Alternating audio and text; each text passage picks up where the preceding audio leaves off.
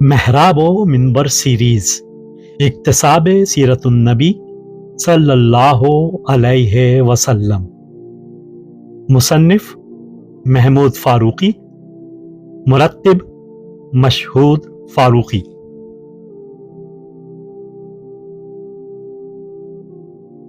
تیسرا حصہ، عرب معاشرہ قبل از اسلام۔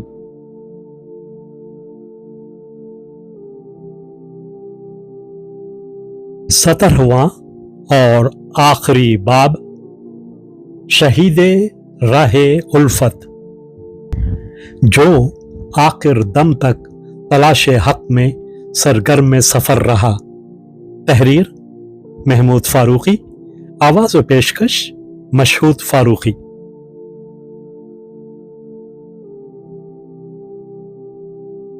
یہ کعبہ، یہ اللہ کا گھر، یہ واحد پناہ گاہ تھی جس کی طرف زید بن عمرو بن نفیل دوڑا جاتا تھا۔ کفر و دلالت کے منجھدار میں وہ توحید کا پہلا اور آخری نشان تھا، اور زید کی دلدہی اور تسکین کا آخری سہارا۔ وہ اس کی دیواروں کا سہارا لیتا، اس کی چوکھٹ سے لپٹ کر روتا، اپنے رب کے حضور میں فریاد کرتا۔ جب لوگوں کی دراز دستیوں سے تنگ آ جاتا تو پناہ لینے کے لیے اسی کی طرف دوڑا آتا اور مضطربانہ پکار اٹھتا، میں کعبے کی طرف منہ کر کے اسی ذات کی پناہ طلب کرتا ہوں جس کی پناہ ابراہیم نے ڈھونڈی تھی، مگر ظالم قطاب بن نفیل نے اس کو اس سہارے سے بھی محروم کر دیا اور اسے مکہ کی بالائی جانب شہر بدر کر دیا، اور پابندی لگا دی کہ وہ نہ تو شہر میں داخل ہو اور نہ اس وادی سے کہیں باہر جائے۔ زید یہاں ایک چٹان کے سائے میں بیٹھا رہتا، اس کے قبیلے کے لوگ اس کے لیے کھانے پینے کا سامان پہنچا دیتے، اور جب دھوپ تیز ہوتی تو وہ ایک غار کے دھانے میں پناہ لے لیتا۔ اسے گمان تک نہیں تھا کہ یہی وہ مقام ہے جہاں کچھ ہی عرصے بعد اللہ کی تجلی ظاہر ہوگی، اور اسی غار میں وہ ہدایت نازل ہوگی جس کے لیے زید آہ و بکا کر رہا تھا۔ یہ غار حرا تھا جہاں زید کے مرنے کے چند ہی سال بعد نبی آخر الزماں محمد مصطفیٰ صلی اللہ علیہ وسلم کے پاس مقدس فرشتہ پہلی وحی لے کر نازل ہوا۔ حرا کی پہاڑی کی طرف سے جو لوگ گزرتے تھے ان کو زید کی والہانہ پکار صاف سنائی دیتی تھی، رب ایک ہونا چاہیے، سینکڑوں رب کیسے؟ میں اس دین پر کیسے چلوں جس میں امور زندگی کو کئی معبودوں کے درمیان بانٹ دیا گیا ہو؟ میں نے لات و عزا سب کو ترک کر دیا، اور مضبوط صبر کیش شخصیتیں ایسا ہی کرتی ہیں، مگر ہاں میں اپنے رب رحمان کا عبادت گزار ہوں تاکہ وہ بخشش فرمانے والا آقا میرے گناہوں کو معاف کر دے۔ تم اللہ کے تقوی کی حفاظت کرو، جب تک تم اس کا اہتمام رکھو گے گھاٹے میں نہیں رہو گے۔ یہاں تنہائی تھی اور سکون تھا، مگر اللہ کے گھر سے دوری زید کو بے چین رکھتی تھی۔ وہ جب بھی دل کے ہاتھوں مجبور ہو کر طواف کعبہ کے لیے شہر کی طرف جانا چاہتا، قطاب کے مقرر کردہ جوان اس کا راستہ روک دیتے اور اسے دھکے دے کر حرا کی طرف لوٹ جانے پر مجبور کر دیتے۔ صرف کعبے کی قربت ہی ایسی چیز تھی جس نے زید کے قدم روک رکھے تھے۔ طواف کعبہ سے محرومی کے بعد اس کا دل مکہ سے اچاٹ ہو گیا، اور اس نے ارادہ کر لیا کہ وہ اب یہاں سے نکل جائے گا اور مسلک ابراہیمی کے سچے پیرووں کو تلاش کر کے خواہ وہ دنیا کے کسی گوشے میں ملیں ان کی رفاقت میں اپنی بقیہ زندگی گزار دے گا۔ مگر وہ کیسے جائے؟ लोगों की नजरों से बचकर निकल जाना महाल था। फिर ज़्यादा राह और सवारी की भी जरूरत थी।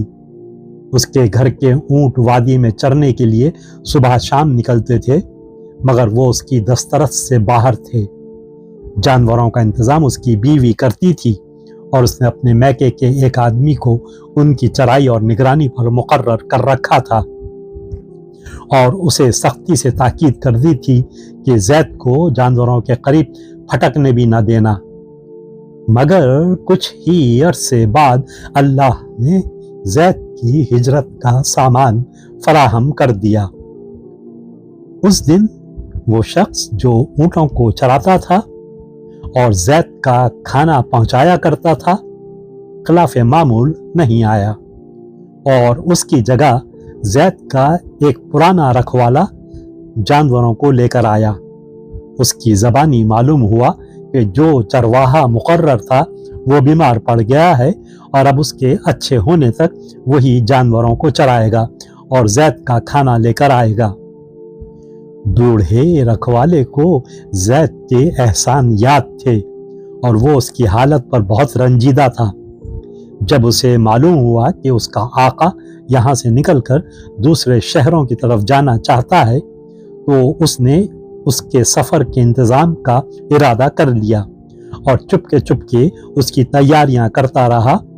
इसकी इत्तला उसने ज़ैद को भी नहीं दी।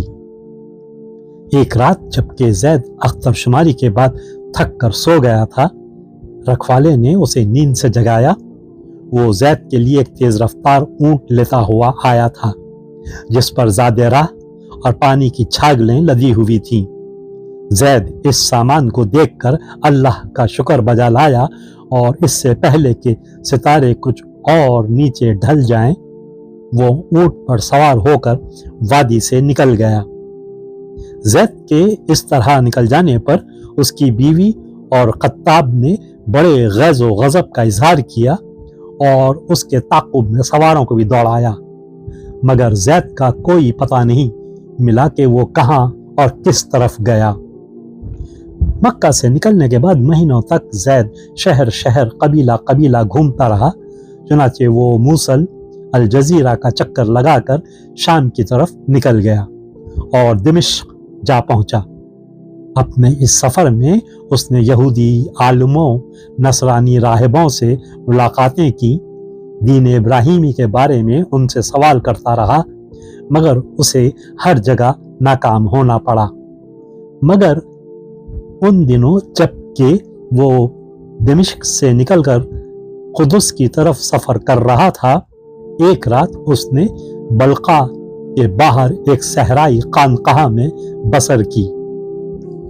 इस खानकाह के कोहन साला राहिब से भी उसने मसलक इब्राहिमी के पैरों के बारे में दरियाफ्त किया, तो उसने उसको जवाब दिया, आज तुझे इस मसलक पर चलने वाला कोई एक शख्स भी नहीं मिलेगा। अलबत्ता एक नबी के ज़हूर का वक्त आ चुका है जो उसी जगह से उठेगा जहां से उठकर तू आया है। वो दीन इब्राहिमी का अलमबरदार बनकर उठेगा, जाकर उससे मिल और शायद इन दिनों उसकी बेइज्जत हो चुकी होगी। बरसों की सहरा नवर्दी के बाद ये पहली खुशखबरी थी जो उसे मिली। ज़ैद इस इत्तला को पाकर मक्का की तरफ चल पड़ा। वो दीवानावार बड़ी तेजी से सफर कर रहा था कि जितनी जल्दी हो सके इस रसूल बरहक से जाकर मिले और उसकी तस्दीक करे, इससे कब्ल के उसे मौत आ जाए। मगर बेचारे ज़ैद को मौत ने मोहलत न दी। उम्र भर की तलाश के बाद जब उसे गौहरे मकसूद का पता चल गया था, वो बिलादे लक़म में क़ज़्ज़ाक़ों के हाथों शहीद हो गया और जुस्तजूए हक की दिलदोज़ कहानी अपने पीछे छोड़ गया। वीडियो देखने के बाद चैनल को सब्सक्राइब करना ना भूलें और ताज़ा तरीन अपडेट्स के लिए घंटी के बटन को ज़रूर दबाएं। تاکہ ہمارے منفرد اور پر اثر پیغامات آپ تک پہنچتے رہیں، اور اگر لائک کریں تو اپنے دوستوں کے ساتھ شیئر کریں۔ شکریہ۔